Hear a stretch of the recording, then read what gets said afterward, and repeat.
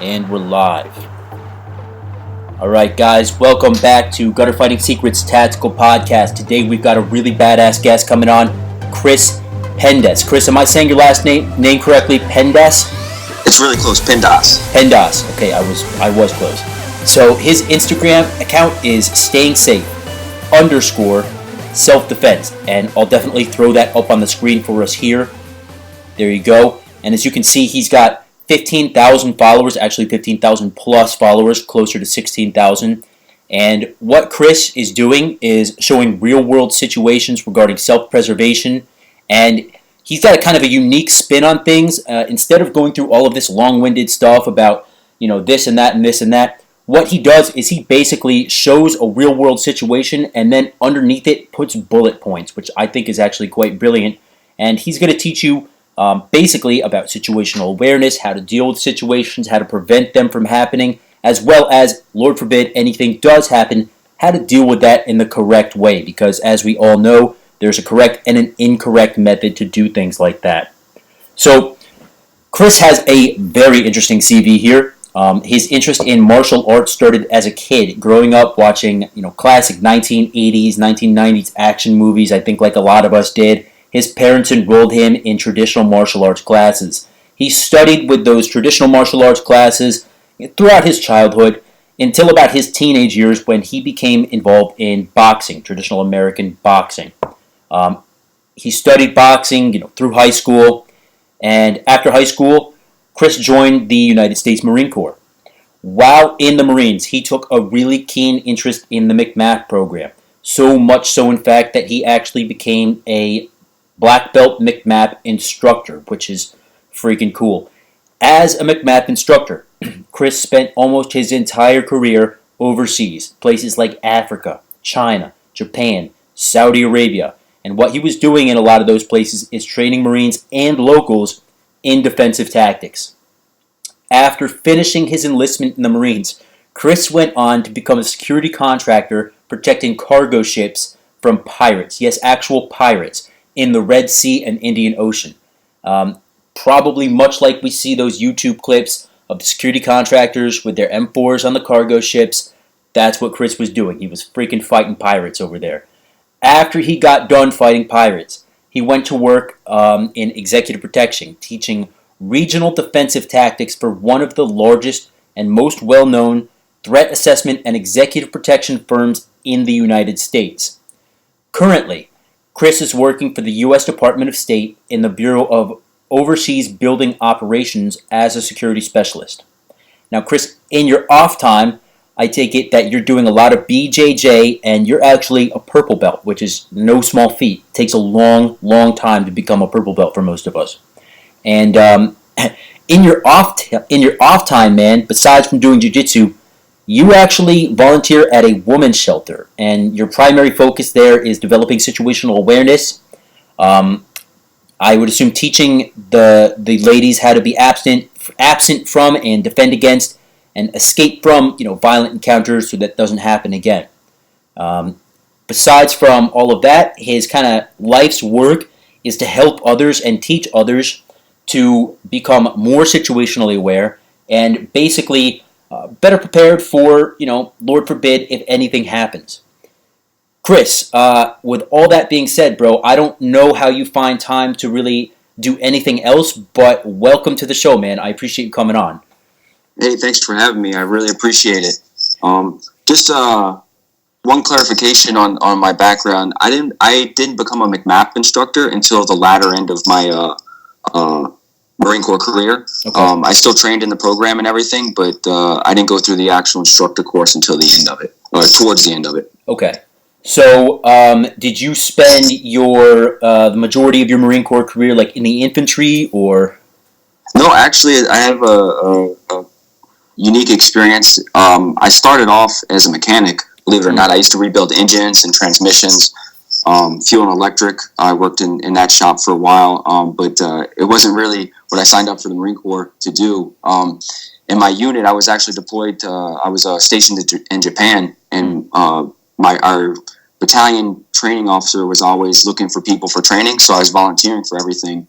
And they asked me, why are you always volunteering for stuff. I'm like, because I don't like my job, you know.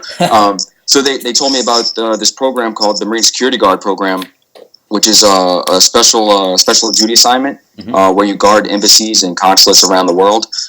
So that's how I kind of got into really the security portion of it, really understanding security and how to after action and analyze things and tactics and things like that. So I did that for 3 years as a 3-year assignment, and then I got out of the Marine Corps after that, and then I spent a little bit of time in the reserves before going into contracting. So you were actually a Marine security guard for the embassies? That's correct, yeah. Wow. Can you tell our viewers a little bit about that? It's a fascinating job, man. Like, you guys are very well trained. What was it like being a Marine security guard overseas?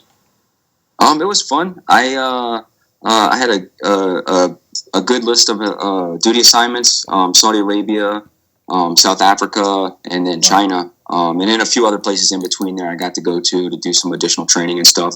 Yeah, it was really good. I got to learn a lot, got a lot of practice, got to work with a lot of other agencies and stuff to better hone your skills, especially when I was in Saudi, because I got there right after the Riyadh bombings and the Jeddah attack on the consulate, so it was really, really security heavy. So I got to take advantage of that good training. That's freaking cool, man. So after you, was it after that you got done with your Marine security guard duties that you became the MCMAP instructor? That's correct. Yeah. So in the MSG program, they have different what did they call them? They called them collateral duties. So you have like training, you have operations, you have the MWR, NCO, and all these different little billets that you have inside of there. So we also did defensive tactics, which was part of the operations and the training NCO. So I also ran those B billets while I was at my respective detachments.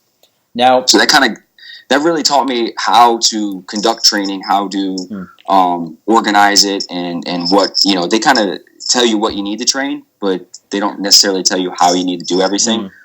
So that was very instrumental in my understanding on how to train things, how to organize it, and then the operations portion of it also how to critique, how to analyze a drill or a training event so that you can, like basically an after action report on how to make it better next time. So that's kind of what I'm doing in all my videos, is basically an after action report on what is there and what's happening. So it's very instrumental in my development.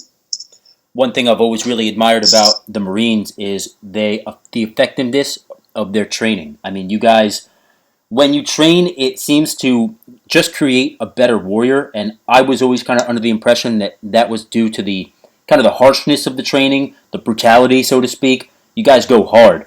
Do you think that alone has to do with it, or is it the way that it's taught as well?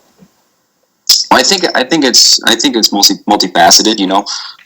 There's a lot of brainwashing, done through boot camp and in your training, so that for lack of a better term, conditioning, I guess, if you want to call it that, mental toughness. I think it's the process of breaking somebody down and then building them back up. I think that's really kind of the key there. That's a good point, man. Yeah, I mean, I suppose if you were to break somebody down enough to where there's really nothing left, and then teach them all these warrior skills, that would be a little bit more effective. So, Chris, what exactly made you decide to get into the Instagram account? And I want to circle right back after this question to your experience working as a contractor and all that. But I just want to ask right now, what made you decide to get into doing these AARs on Instagram and teaching civilians how to better defend themselves? Well, it kind of all started probably back in 2010.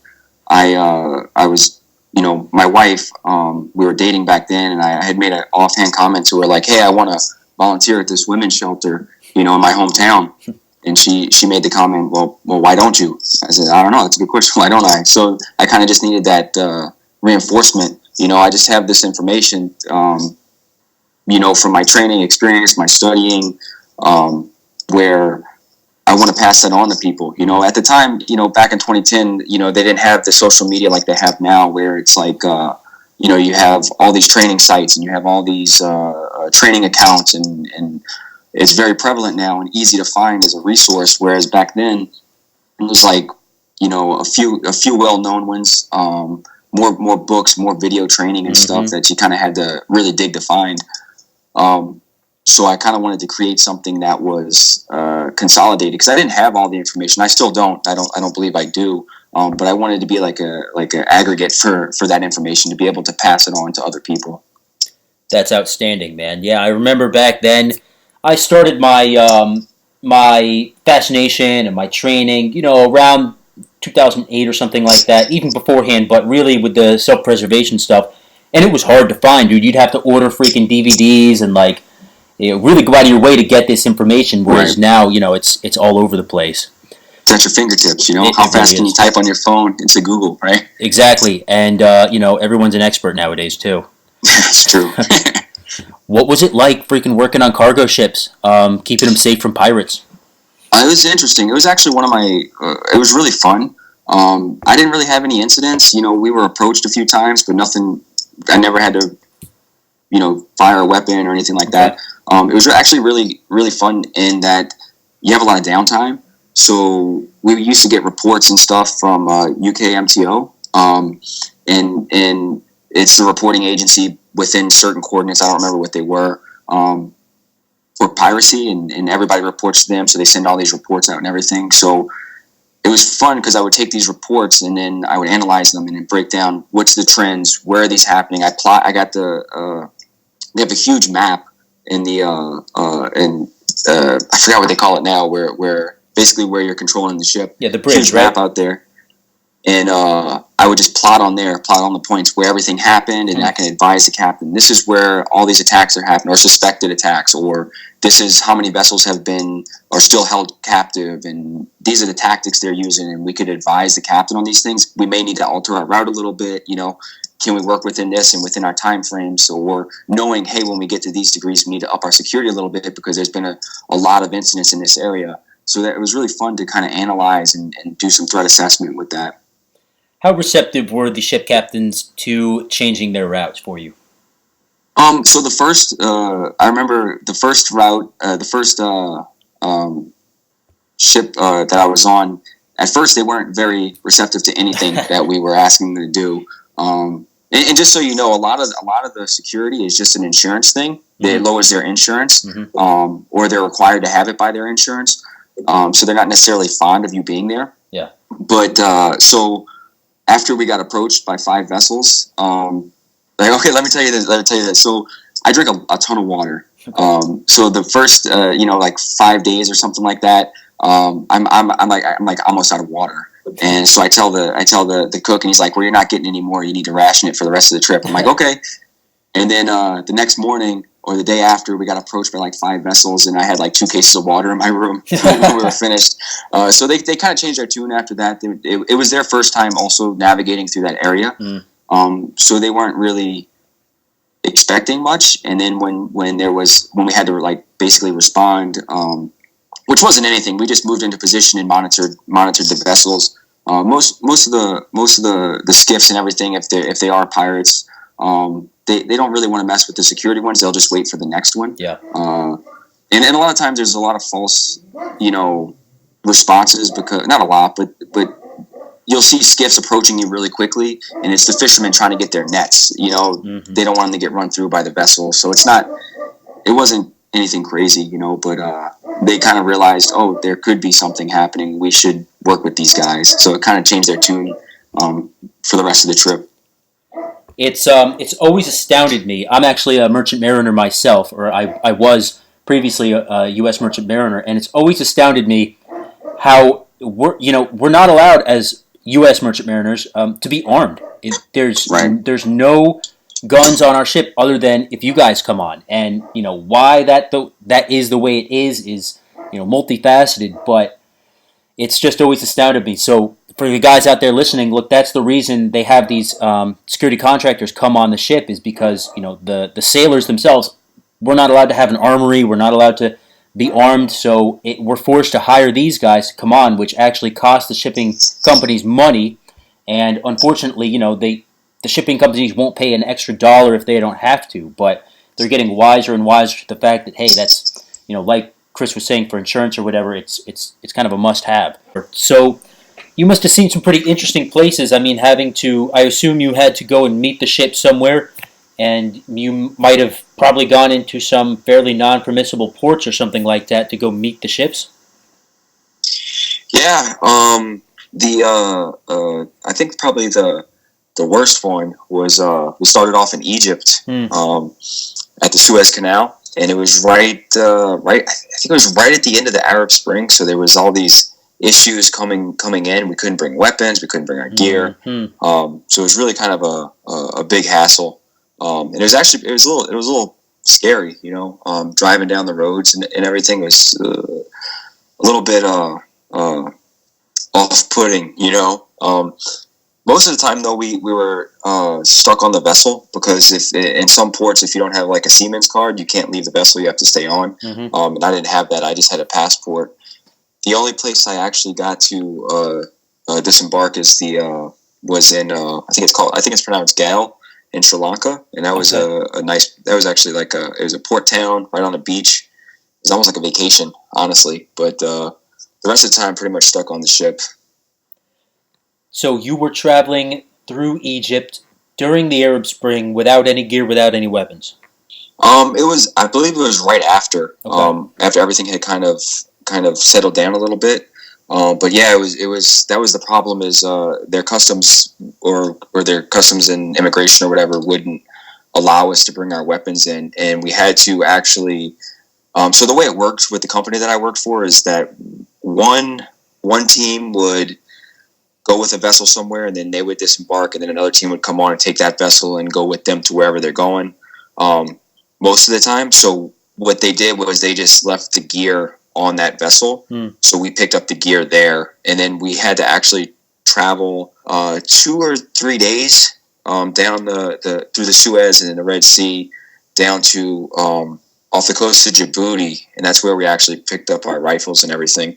So those first couple days, that's a little nerve-wracking, you don't have any weapons. You got some helmets and some flak jackets, but I mean, my plan was honestly to pretend I was part of the crew if something happened at that point, because you really can't do much, without any weapons or anything. So yeah, we finally got weapons after a couple of days down in Djibouti. They came and they rented some rifles, and then we didn't really actually have all the ammunition and the weapons that we were told. We were per our contract, but we made do with it. We had to zero them and everything, which was actually kind of difficult because it was during the monsoon season. So which actually worked in our favor because the high the winds and the rough seas make it difficult for skiffs. So it makes it a little bit safer, less pirates out there or threats.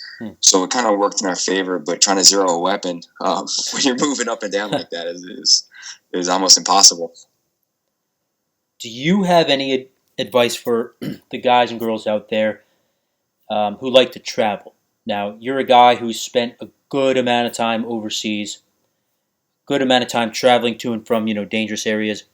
Adventure travelers, people who like to go to, sketchy places. What advice could you give to people like that to help them keep safe while they're overseas, especially these days as Americans? We just saw that strike against the Iranian general. Looks like it's kind of escalating kind of quickly here. What would you say to people right now? I'm glad you asked this question. Probably the best advice that I could give somebody traveling abroad or even domestically if they're in the States or whatever is do the research on where you're going. Look at what threats you're going to face in that specific location. Depending on of course, going to a tourist location or whatever, something like that, you always have the normal types of threats, the pickpockets and the scams and things like that. But looking into what other types of threats there are, what's the political climate like? Is it high like political violence? Is that going to be a high likelihood? Is there going to be a high likelihood of terrorism? And a really good, if you're actually, even if you're not American, using the State Department's website, they have, you can sign up for like traveler alerts and stuff like that. And if you kind of dig around in there, they have a lot of resources. Like they'll give you, the regional security officer for that location is responsible for putting out alerts and things like that. And they will do a country brief, essentially, of a recap of everything going on in that country, usually once or twice a year, depending on the location. And it gives you a lot of information. But what I like to do is I like to cross-reference that. I go to the British, I go to the Australians, different other developed countries, especially Western ones, will have a lot of the same information, but also depending on what your citizenship is or your nationality, you may be more prone to certain types of either violence or crime or whatever. So it's always good to reference these and back check yourself so you can get a full picture of everything that's going on there. That's really solid advice. Now, let's say, just for a worst case scenario, something happens, Lord forbid, somebody gets taken or something like that. Is there anything that people should keep in mind, if they should find themselves, a victim of kidnapping or extortion or something like that?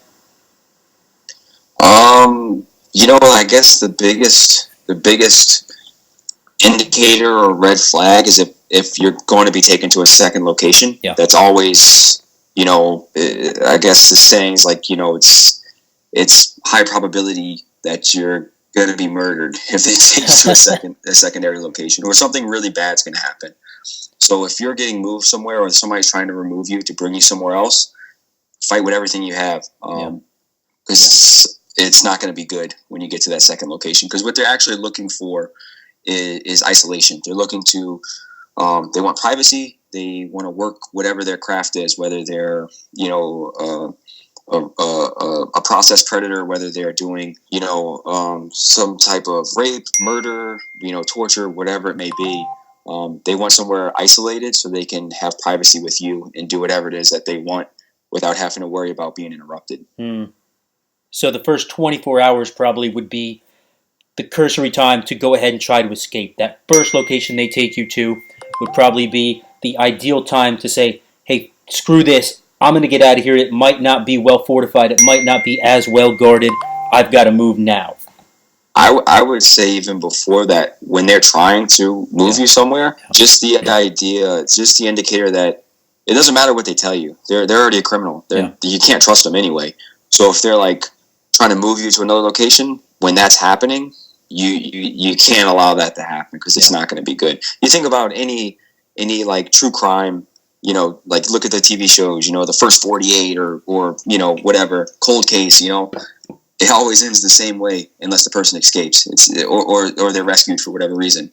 But if they get their opportunity to take you somewhere else and isolate you, it's just not going to be good. So as soon as they start to try to remove you, you can't allow that to happen. I'd rather, this is just my preference. I'd rather die there fighting than be taken and let them take their time and do what it is they're trying to do. That's a scary thought to me. It's a horrifying thought. Horrifying. But, I guess the good news about all of this is that most of the time, especially if you're not, some kind of operator doing sketchy shit overseas, you can avoid all of this stuff through a good understanding of A, situational awareness, and B, like you were saying, do your research, know where you're going beforehand, and kind of know what the threat is, I guess. Absolutely. That's kind of the biggest takeaway for me that I want people to get is one, understanding what threats you specifically are going to face, and then creating a plan on how to either mitigate those, avoid those, having some kind of plan in place, and then being aware of it while you're actually wherever it is you're traveling to will help you prevent, I've never had, I had a couple close calls, but I've never had any issues because I see something, I come up with a plan, I'm developing as it's happening. Like, let me get out of here. Let me work on this. Let me not allow this to escalate to a level where I'm going to be in danger. Yeah. So having a plan and knowing what you're likely to face and then having a plan for that is key. I think so too, and I think that it can be difficult as far as plans go because you can plan all you want, and then once you get boots on the ground, once you kind of, it's like what is it? Joe Frazier or Mike Tyson? One of these boxers said once the first punch comes out, everything changes, which can be a little confusing, I think. But if you plan, what's that old military term, Chris? Proper planning prevents piss poor performance. Right. Yeah. So I think, it's so key. Plan, and then plan some more. Now, and I think the real, like when I say make a plan, I don't mean like step by step, but have a general idea of like what are these things I need to do. What are my goals here, and how do I having a general plan that can be adapted in the moment is ideal, because you're never going to, like you said, no plan is ever going to go exactly as you expect it to. But having a general idea of the things that I need to do, and then being able to adapt in the moment and implement changes is going to be much better, because you're not going to be caught off guard. You're not going to go to that condition black. Right. You're going to still be in that red, and you're going to be able to work with inside of that, rather than being completely caught off guard and not knowing what to do. It's kind of like you ever like hear where people, they get into like a situation and they're just repeating the same thing over and over. They're stuck in this loop. Yeah. And they're just like, I was scared, or stop. And they're just not changing from there because they're not prepared for it mentally, and they're just stuck in this loop and they don't know where to navigate from there. So having a general idea and then working with that, as information's coming in, like OODA loop, you're getting new information, you're readjusting, you're orientating, and then you're changing your actions. You have to be fluid. There's never going to be a perfect plan for anything. I've never had anything go perfectly, at least. So your whole thing is, and which I think is brilliant, you really need to prepare yourself mentally beforehand for general situations, general scenarios, so that you, like you were saying, don't go into the black, that you don't go into shock, and you kind of are somewhat prepared for, either the worst case or second worst case scenario that could potentially happen.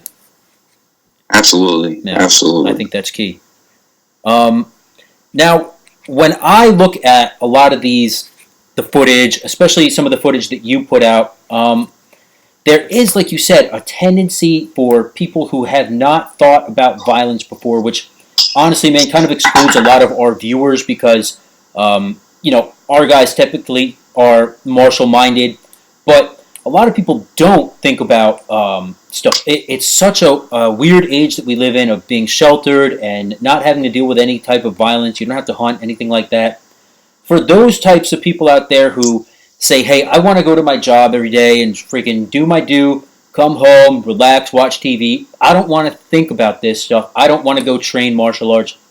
Is there anything that you could tell your average Joe out there that would kind of motivate him to maybe get on his game a little bit more? Tough question. Yeah, I'm sorry, but that's a tough one. Yeah. I mean, and honestly speaking, like if I'm going to be 100% honest, most people, depending on like your culture and subculture that you're in, or that you hang out with, or that you're involved with, if you're not hanging out with certain, within those certain cultures or subcultures, the probability of something happening to you are actually really small in the age we live in, depending, of course, what location you're at and things like that. I mean, and your actions are a big part of that, but it's not, you don't have a high probability as long as you're, doing certain things, like for example, if you're not walking through Rio de Janeiro downtown at 3 a.m, with your hands in your pocket, half drunk, you know what I mean? Like I've been to Rio several times. I've walked around at night, and not had any issues, but I also aren't doing that thing. I'm not getting drunk and walking down the street at, weird hours by myself. You know what I mean? Like you use some common sense, chances are you're not going to have any issues. But I think the biggest thing for me is like, is it worth it though? The consequences for not being prepared are much greater than the discomfort that you have to go through to be prepared. Right. Does that make sense? To me, it does. Absolutely. And it kind of actually draws me into another question I had for you about, we see a lot of people these days who are preparing actively. And I'm not talking about like doomsday preppers or any crazy survivalist out in the woods, but your average family man who says, I'm going to keep 2 weeks of food and water on hand and a medical kit and, maybe a Glock in the safe somewhere, just in case whatever happens. For guys like that who are actively preparing, I mean, could you give any advice as to how we can better be prepared for not necessarily a zombie apocalypse, but, maybe some slight civil unrest or something like that within our country here? Sure, yeah, absolutely. I think my recommendation for people, like when they ask about training, should I do this, should I do that? I'm like, get medical training. Go get some type of, not necessarily just first aid. Like if you can go above that, that would be great. Like TCCC is really good. I mean, it doesn't always apply to the stateside stuff, but it's really good training. Like, when I went through a TCCC course, we were like flipping over cars and pulling people out and doing, like really put you in the situation. You're being like, ice water is being dumped on you. You're being smacked around. You're trying to do like triage and all this stuff, put on tourniquets and mark casualties. And, it could be really intense, but that's great training because your chances of having to deal with a medical emergency are really, really high, whether it's with you or you stumble upon an accident or something like that. Really high probability of having to be able to, or actually being in a position where you can utilize those skills. So I think for people who want to be prepared in some way, I think getting some really quality medical training is a really good first start. That is outstanding advice, man. Outstanding advice spoken like somebody who really knows what they're talking about. I've heard that said by another individual who, just say he taught certain training courses, and good advice, man. So, dude, besides going through the Marine Corps, I mean, obviously, you went in, you did some high-speed stuff over there. You came out, you were doing some more high-speed stuff. But even before you went in, you were interested in martial arts. You were interested in personal defense. What do you think sparked that? Was there anything in particular that you can think of, besides just from being born from a warrior mind? Yeah, growing up, I dealt with some personal tragedies where violence was involved. And I didn't know it at the time, how it would really affect me. I mean, obviously emotionally, and it did affect me, but over time, it kind of manifested itself in, some of the wrong ways. I really had a big chip on my shoulder growing up. I had an attitude. I thought I was always smaller too. I was skinnier, shorter, I'm not like a big guy or anything. So I always wanted to be able to prove myself. I wanted to be tough. And then, I always liked watching Jean-Claude Van Damme and Arnold Schwarzenegger. And I wanted to be these guys, like the hero. So I wanted to, I kind of gravitated towards the martial arts stuff. That's pretty much how I got, brought into that. And after going through the Marines and some other personal growth in my life as an adult, I've kind of had a resurgence, I guess, and how my attitude, and I get, maybe it's maturing, you're getting a little bit older. Yeah. And that chip kind of went away, and that ego, it was mostly ego, really, if you want to say it's anything, had a huge ego. But and jiu-jitsu will do that to you. It'll crush that for sure. I'll tell you that. That was probably a big part of it as well. But I think, that's really how it kind of started. You're so right about jiu-jitsu. It really does humble a man, and I've seen the biggest, baddest dudes come in, and, halfway through getting their white belt or whatever, they just have that moment where they're just humbled. It's amazing to watch. Yeah, it really is. I actually like when, new guys come to the gym and they get that like aha moment. They're like, wow, this is like, I thought, they come in and you get a lot of like really big guys, super athletic. Mm-hmm. They think I'm gonna smash these guys, and then you start rolling a little bit with somebody who knows what they're doing. Even like a white belt who's been training for a year or so will be able to handle them. You know? It's and I like when they have that moment, like you said, they're like they get over that ego, over that hump, and they're like honed in, like, wow, this stuff is for real, and they start becoming a little bit more technical. They stop relying on brute strength. It's cool. Now, do you think jiu-jitsu is like the best martial art to study for self-defense, self-preservation? I think that's a really good question. There's a lot of thought on that out there on the interwebs. Yeah. I think it's a really good place to start. obviously, I think there's no complete martial art. There's some people. I do Krav Maga, or I do jiu-jitsu or boxing or Muay Thai or whatever. It's having an effective martial art is a great place. Having a base for something, but then branching out and understanding the other aspects of fighting, because it's not just one thing. Like jiu-jitsu is great, but I wouldn't say it's the master, because it's really great for one-on-one. But if you got 5-on-1, it's really not that great. Or in a situation where you have to worry about getting, kicked in the face because you're rolling on the ground with the guy. Like there's aspects that are really great of it, and there's the same for other stuff. So I think having a good base and understanding, I think jiu-jitsu is a great base to start with, because you can get some training, you can understand principles, concepts, and understand different things like how to throw somebody, how to off-balance somebody, how to utilize their strength against them, Mm-hmm. And then start learning in other things, add in some boxing or some Muay Thai, and then start adding in some integrated weapons, things that are going to make it more realistic. I think that's kind of the path, starting with a good base, whether it's wrestling, some kind of grappling art, I think is a really good base. Yeah. Because it's hard. Not that the other ones aren't hard, but your size isn't going to matter. Your strength isn't going to matter in the beginning. You're gonna outgrow that stuff, right? You're gonna have to force to get good. You're gonna be forced to use concepts and principles, technique, timing. All those things are really important, and then you can utilize that and start utilizing those concepts to start growing. Like whether it's a striking art, understanding distances, and then timing. You have a better understanding of that to apply it to a different art, and then start integrating some new or some real life stuff, like real life scenarios, weapons, whatever. I think that's kind of a great base and way to start training. It's funny you say that. I was actually I just had an interview with Brian Jones of Old School BJJ. He's a 3rd degree black belt in jiu-jitsu, and he was actually saying the same thing. He said, bro, you really need to be starting off creating a fighter, creating a martial artist, utilizing jiu-jitsu and things like that, and then adding in all of that dirty fighting stuff from Krav Maga and stuff. It's way easier to teach someone how to bite and headbutt and kick someone in the groin after they're already a solid fighter. Perfect sense. It makes perfect sense. You understand the basics, the concepts, principles, and then you apply other aspects to it. I mean, Firas Zahabi, I don't know if you're familiar with TriStar Gym and some of the fighters out of there. Yeah.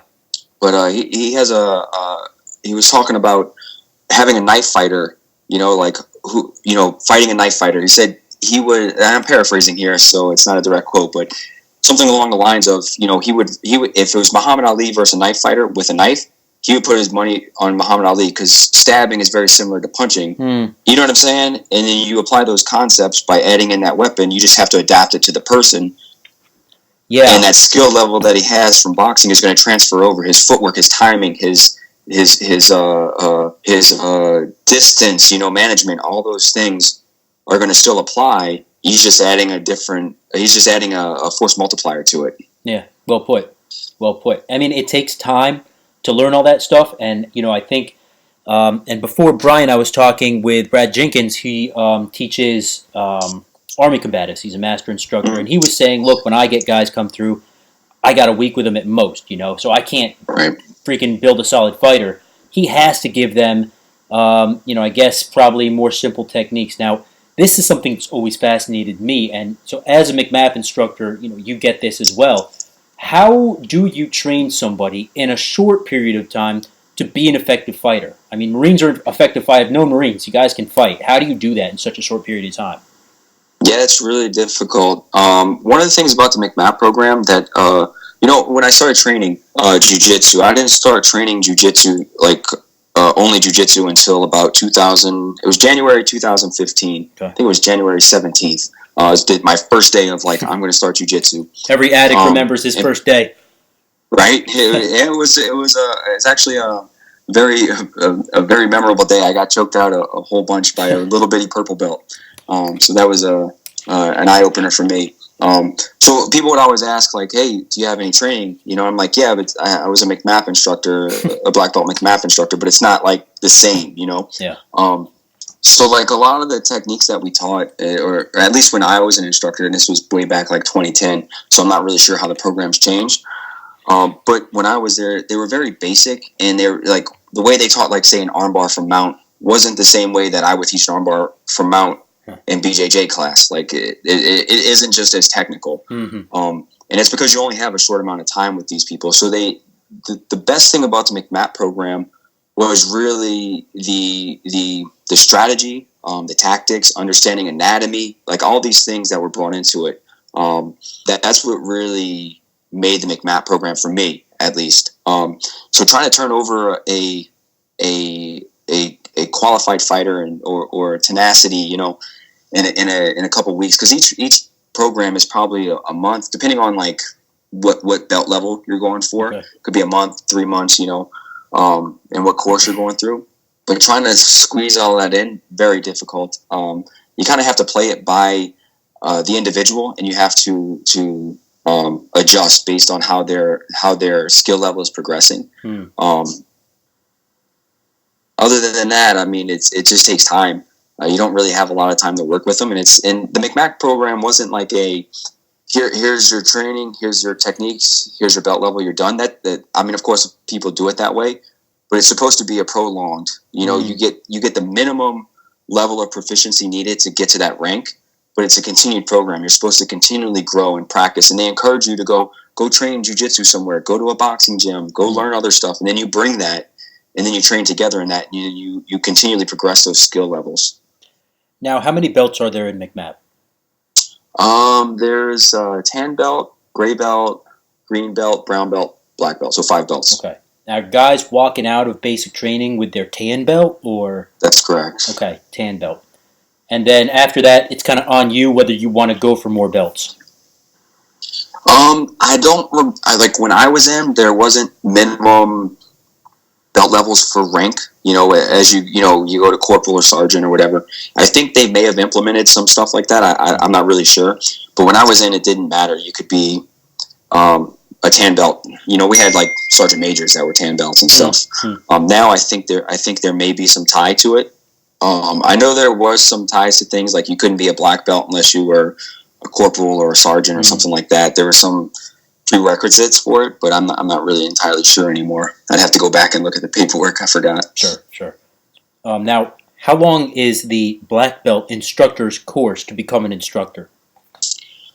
So you could become an instructor at green belt. Well, okay. I'm talking 2010 again.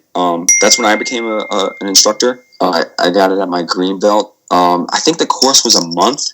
I don't remember. I do remember that it was very difficult.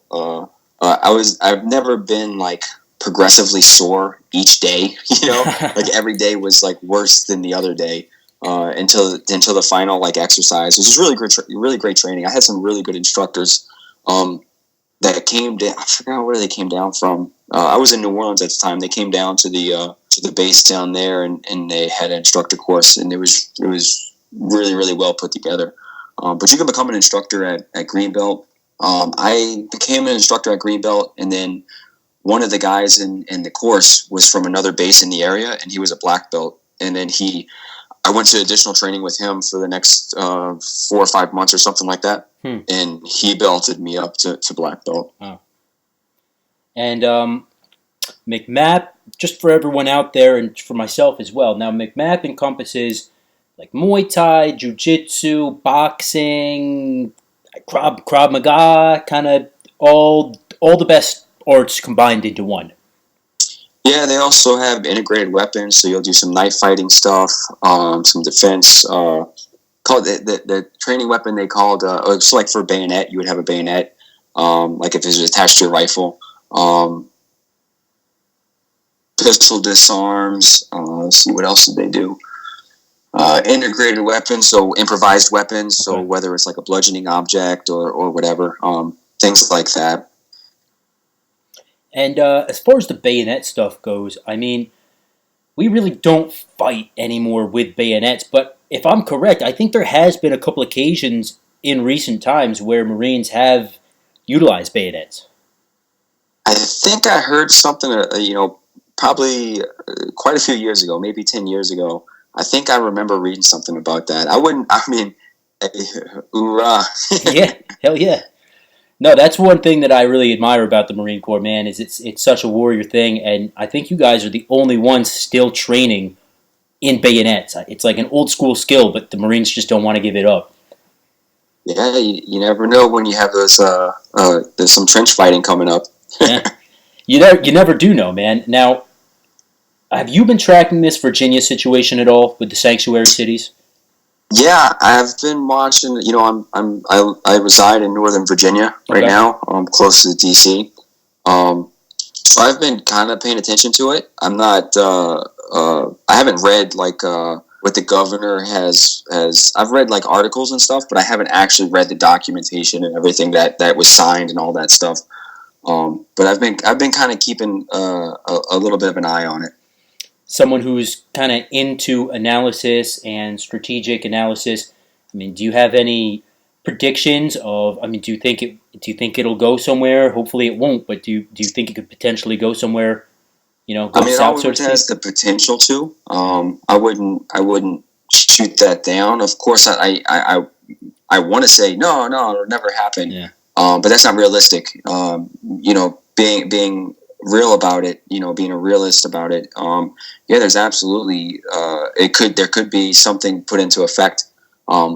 Whether or not, you know, there's a lot of sanctuary cities. There's a lot of people, a lot of local law enforcement who said they won't comply with that, Right. whether the National Guard will or not. I read an article. I read some quotes. It wasn't really heartwarming. It did give me a warm and fuzzy. Yeah. It also didn't send chills down my spine either. It was kind of a neutral standpoint. So yeah, I think we'd have to wait and see how things turn from there. All the more reason to get out there and train, though, right? Absolutely. Yeah, it won't be pretty. You know, if things go that way. There's a lot of outside of the Northern Virginia area, the Arlington, the DC area. There's a lot of people pro Second Amendment in this state. Yeah. Yeah. There's a lot of people out there that they're kind of tired of all the laws and restrictions, man. Now, besides from here domestically, is there anything going on around the world? Because I know that you've got your foot on the ball here that you want to bring up or that you think would be poignant for our audience to kind of hear about. I think you know, with what happened with the Iranian general in Iraq, it would be anybody who's traveling. It doesn't matter what country you're going to. There may be some, if they're pro-America or they're an easy target because they're pro-America, look into wherever you're going and see if anything's changed based on that. I know that all the U.S. assets overseas in whatever country are looking at that and reviewing how it may affect that specific country. It doesn't matter whether it's, you know, Brazil or Turkey, you know. They're all looking at it because there may be some cross effects from that. So if you're traveling abroad, pay attention, look around, look at the State Department website and some of those other prominent Western countries, and make sure that you're prepared for whatever's happening. Okay, good advice. I really appreciate you coming on here, man. Is there a way that guys can get in touch with you, like either if they want to train or they want more information? How do we go ahead and get in touch with you? Yeah, so on my website, stayingsafe-selfdefense.com, there's a contact me page. That just, it's a standard form you can just fill out, and it'll send me an email. And I answer every email. I try to do it as soon as I get it. But it may take a couple of days, but I will respond to it.